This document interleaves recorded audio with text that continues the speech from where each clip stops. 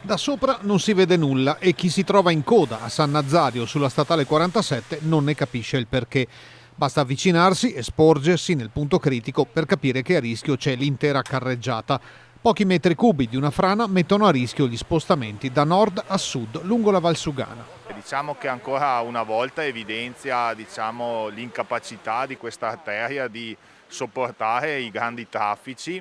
e quindi pone per l'ennesima volta l'attenzione su di essa, nel senso che questo ovviamente è uno smottamento dovuto alle condizioni climatiche avverse che erano state annunciate, però è altresì vero che la chiusura di questo tratto o comunque il senso unico alternato adesso si tratta di vedere. Solo poche settimane fa c'era stata un'altra frana a Campolongo e il sindaco Ferrazzoli denuncia la mancanza di alternative per il traffico. E questa arteria, a maggior ragione con l'apertura della Pedemontana, diventa un asse fondamentale, quindi oggi più che mai bisogna fare un ragionamento per risolvere il famoso nodo di Carpanè, che non è limitato ovviamente al semaforo di Carpanè, ma che prende in considerazione questo tratto, in particolare questo in cui vi sono delle semicurve strette e, come vedete, una struttura stradale risalente nel tempo.